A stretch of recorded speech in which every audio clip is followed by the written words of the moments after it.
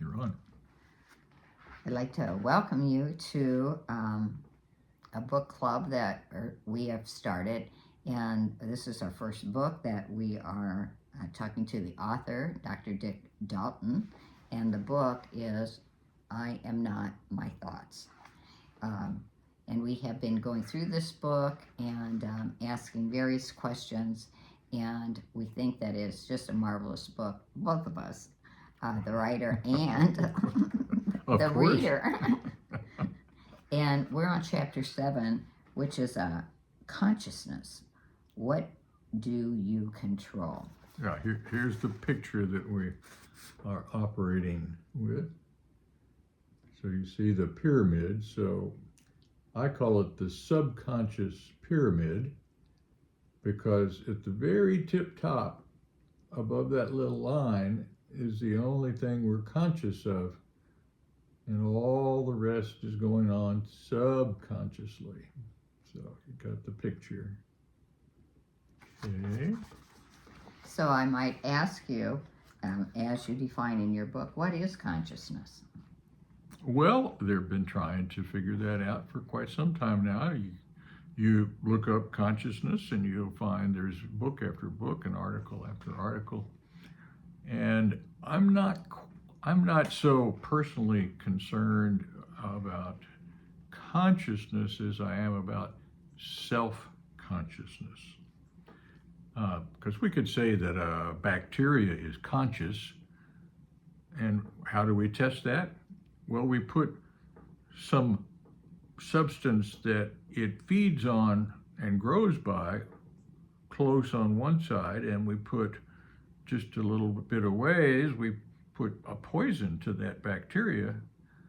That bacteria will be drawn to what feeds it, and it will stay away from the poison. So it's already sensing the difference between something good for it and something bad for it. Can we call that consciousness just because it has the sense? It has some way of detecting that? Well, some people think that's consciousness. I can't argue with that. You know, we've talked, I think, recently maybe about trees. Are they conscious? Lots of people think so by the way that they behave under closer observation than we have ever had before. So let's say consciousness could be equated with awareness. And yet, again, my emphasis here is self-consciousness. So aware that I am a being, I am a self. And that I see the world through my senses, my sight and sound and taste and touch and smell, and whatever the other senses might be, intuition and whatever. So that's where I'm coming from. So with self-consciousness, I know that the book talks about babies in the being born, babies in the womb, and then it describes the different states of that baby, and just exactly when does it become aware that it is an entity or self-conscious, and maybe an explanation of what is self-conscious. Well, this is the way I personally see it. I don't think I've ever read this anywhere before. So I don't have anybody that can confirm this for me, but this is the way I see it. It doesn't appear that a sperm and an egg are conscious. They seem to be delivery systems for genetic material. So the sperm, however many million of them start out, one bumps in finally into an egg somewhere, let's say, in the fallopian tube. Is it conscious even at conception? Doesn't appear that there's anything to be conscious. what does it take for consciousness? I think it takes thoughts. So let's follow this on down. We've got what we call a zygote to start with, because all the cells are dividing and they're all exactly the same. And then we go to the blastocyst, where we have some specialization and it's still traveling down the fallopian tube, if it made it to the fallopian tube, and down to close to the uterus, and then drops into the uterus, and just at implantation, it becomes an embryo. Well, all of this is just automatic behaviors that are on a clock, it appears. Seems as though DNA can just dictate all of these steps. We've seen it again and again and again. The books say, well, this day this is what's supposed to happen, and this day this is what's supposed to happen, and that's what happens. So all of that is without thought. There's no individual making decisions about that. So we have an embryo, it grows all the parts. Now we have a heart beating, and we have nervous system, and all the parts are there, but we still have no thoughts. We have reaction to light. We've seen that. They have little ways of filming the baby in the uterus, in the womb, and you can watch it go like this, and when the lights are shining on it. So it's got sensitivity, senses. We don't know what senses are activated right away. I'm sure if it was poked or touched, it would react, because that's a sensation. And yet there's nothing conscious about an individual saying, oh, that hurt, because it takes thought for language to take place, and we don't have thoughts yet. We have chemistry going on, biochemistry, electromagnetism, all this different stuff going on. And who's doing the thinking at this time? Well, the mom's doing the thinking, and maybe the dad, and people that know that there's a baby coming, and oh my, sometimes there's excitement, sometimes there's fear, sometimes there's all kinds of different emotions in different circumstances. Regardless, they're thinking about the baby. So let's say there comes the baby. The baby comes out. Now the doctors are thinking, the nurses are thinking, the mom's thinking, maybe the dad's there. So we got a family that's possibly starting. They're all thinking about the baby. What are you going to name the baby? Oh, now we got a name for the baby. Oh, Uncle George was, okay, we'll name him George. So an identity begins to be given to this baby. Now, the baby doesn't know that, because it doesn't have language yet. It just it's got auditory, so it hears these things, it sees lips move, it has eyes, it actually reacts to other people's eyes. We've known that now, that if people are stressed out, their eyes are in a particular formation, and the baby can react to that, and it doesn't like stress in other people. So, so there are things that it can do. My theory is that around the age of 2, after a collection of identity information has been given to the baby, and all that information finally is present, experiences have happened, they've called this kid all these things in different relationships, and I kind of picture a kid looking in the mirror around the age of 2. I'm the one they're talking about. A moment of realization, like a revelation, that I am an individual.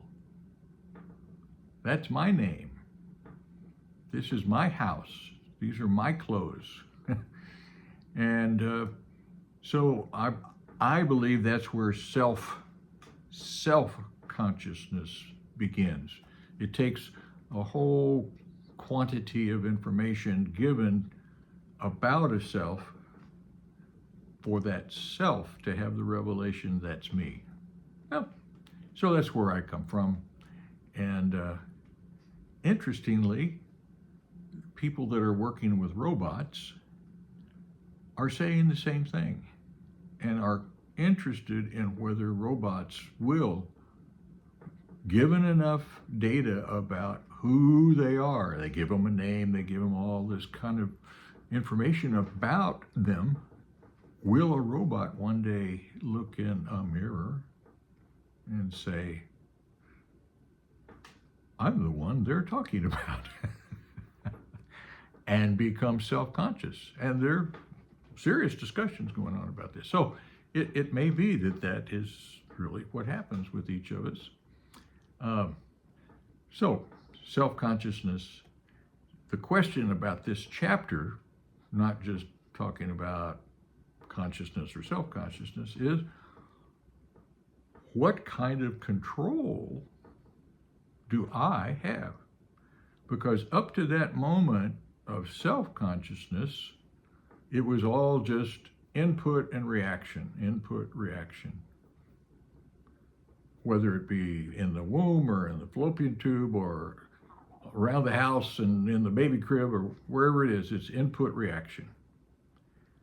But at some point there, let's say around the age 2, then a baby self-conscious can possibly start to make a personal decision. Now, it takes a lot to make a decision because so much is going on automatically. Think about it. All the behaviors that's gone on for 2 years, plus the 9 months in the womb, because there's a lot of habits that get started in the womb biochemically. I mean, if the mother has all these things going on in her life, those things get translated biochemically often to the kid. And so some patterns get established very, very, very early. So here, the kid wakes up, so to speak, at 2 years old, already has all these behaviors that are sort of built in and is starting to deal with them, be aware of them. So how much are you in control of? Which is another point in this book regarding what we really do have control of in our mind, or our decisions that we make. And so with the self-consciousness and the ability to be able to make decisions, I guess the question then comes in our decision making, just exactly how much really do we make decisions that are our own per se, evaluated, being able to look at those and make a decision not influenced by other things that Never happens. It'll never happen. That's my theory. But they do tell us that about 5% or less of our behaviors we're conscious of. Now that's just what we're conscious of. 95% of our behaviors we're not even conscious of. Think about that. So is that what you would term a habit? Well, all of these habits, all these mechanisms that are going on in our body-mind circumstances, they're going on automatically. We don't have to think about what a cell is doing with the glucose and the insulin and the this and that. All those things are happening. It's all programmed. And our thought patterns, they're programmed. Our behavior patterns, our muscle memory, it's all just working. We don't have to think about going up the stairs and down the stairs unless we have, an accident or a problem, and we have to be very, very, very careful. Actually, if you start thinking about going up and down the stairs, you might stumble because your thinking is interrupting an automatic behavior. Careful. Don't think too much. And then when we make a decision, what is it based on? It's based on our history. It's based on the input of the moment, of the situation that we're in, the other people that are involved. So lots of things are going on to influence any decision we make. Now, we could say, shall I pick up my toothbrush now? Okay, I'll pick up my toothbrush now. Well, most of us, we kind of do that, but it's pretty much a habit. We reach for the toothbrush, toothpaste, however we do it. We've got our routines. And so a lot of that's great because that frees up our mind to kind of be thinking more creatively about whatever we want to think about. We don't have to focus on every little behavior. But I don't believe that we have free will because I think our will is always influenced and influenced greatly by our past and our present and all of the things that are acting on us to do whatever we do. So I know we have a tremendous problem, like with alcohol and drug addictions, and I know that a lot of places, facilities help people can go in there because of the habit that they have or the desires that they're using to substitute for things that they're lacking through drugs and alcohol. So just if it was all subconscious habits, is there free will involved in changing your life and making changes in your life because of a desire to be free from drug and alcohol addiction? Well, we are aware and possibly experienced ourselves of times that we don't like whatever we observe ourselves doing or feeling. Now, some of us have escape routes for that. So if I'm feeling a certain way, I'll turn the TV on, or I'll open a beer, or I'll call a friend, or, you know. Now, if we've already got a habit in that regard, wow, I just found out that I don't have any money left in the bank because of my shopping habit. And why do I have a shopping habit? Well, I don't really like my job, and I'm not happy at work. It seems as though I leave work and I go to the mall and I just buy things. I feel better when I buy things. Well, that happens. And those are built-in, rewards, pleasures? Well, something is biochemically rewarding us for our habit until it becomes, like you said, a problem. Oh, well, I need to get some help. I need to find a way to change. And so at that point, hopefully there are people available to do that. And so what are we going to do? Try this person, try a counselor, try a friend, it doesn't always work. Sometimes it does, thankfully. So yes, I'll say yes to whatever I think your question was. Was a conscious decision to change, not being controlled by anything but a... So a personal example, I was depressed. I had a relationship problem with my wife, and I had been teaching yoga, and I had a image of my yoga teacher in my living room, and I was depressed one night, and I looked at that image, and in my mind, that image of the yoga guy morphed, changed into the image, black and white image of Christ with a crown of thorns, his head with a crown of thorns. I mean, it didn't, but in my mind it did. And that message to me was, I need to go back to my Christian roots. And so, an event, I didn't decide to change the image of that guy.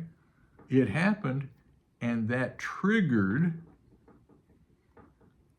an answer in me, or a thought in me. I need to go back to my roots. That's the way I interpreted it.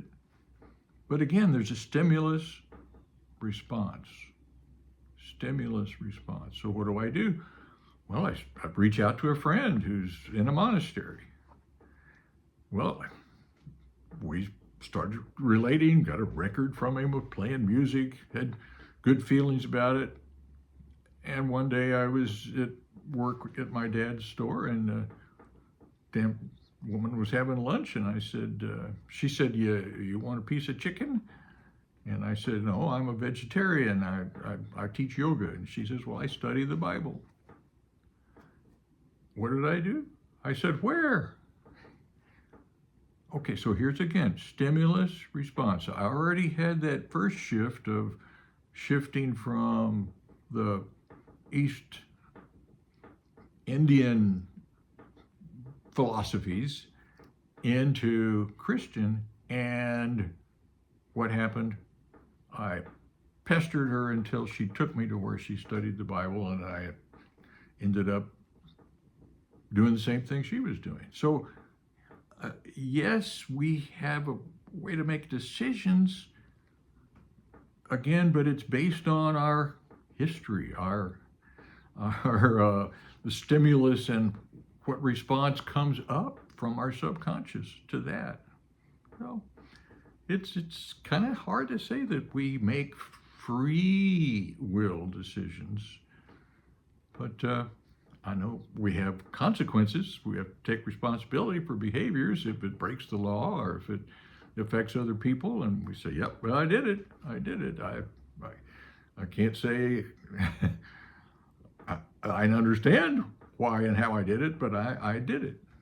And so we keep going on. And we're close to time, if you want to know the time. Yes. Well, I was going to ask one question about predestination. That that a lot of people believe that, or at least say that they said, well, God caused this, or something happened because it was predestined to happen. It was already planned out. I have nothing to do with it. I don't have a choice. This is just the way it goes. So in the theory of self-consciousness and making choices, and all the stimuluses that influence our choices, I was curious if everything is based on self-conscious behaviors that we've been programmed by. It seems like if they're, I would say subconscious behaviors, yes.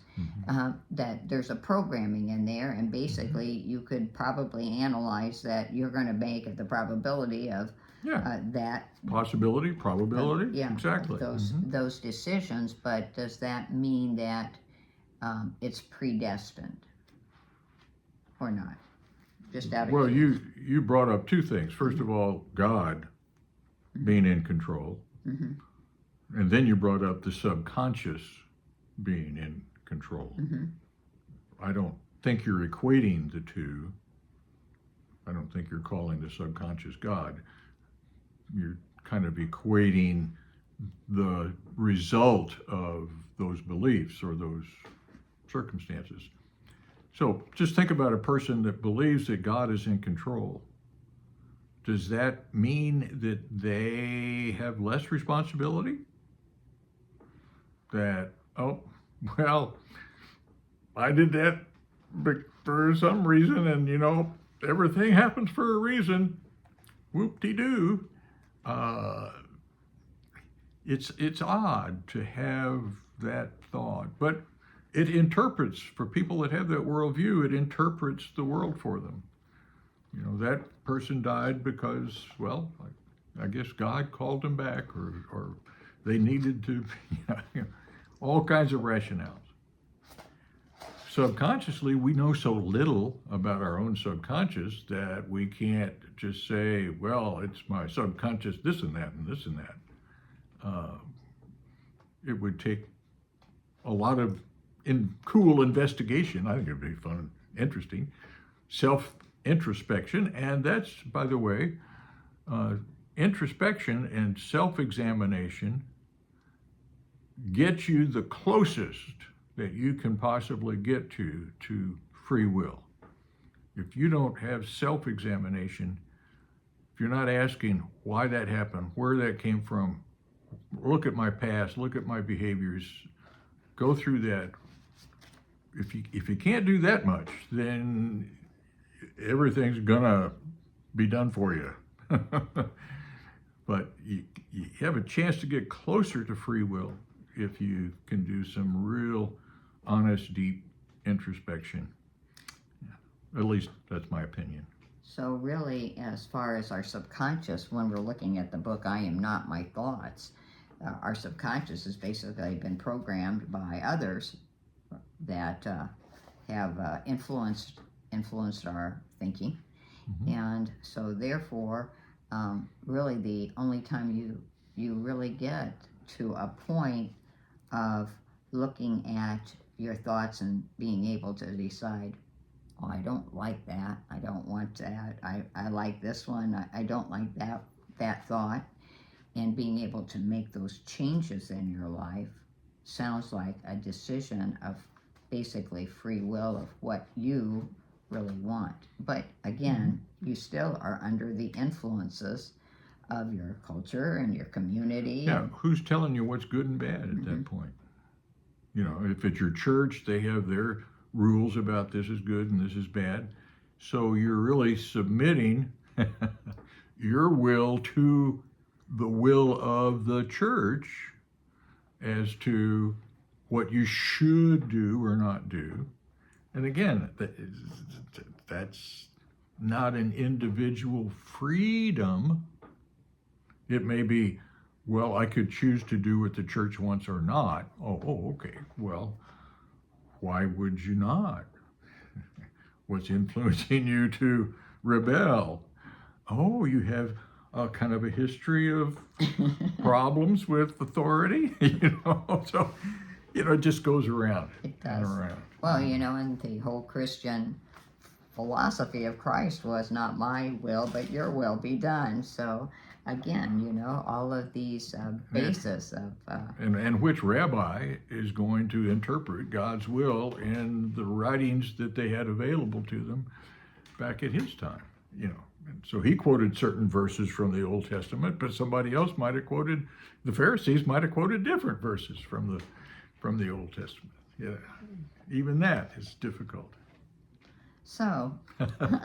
It's a tough situation, folks. I am not my thoughts.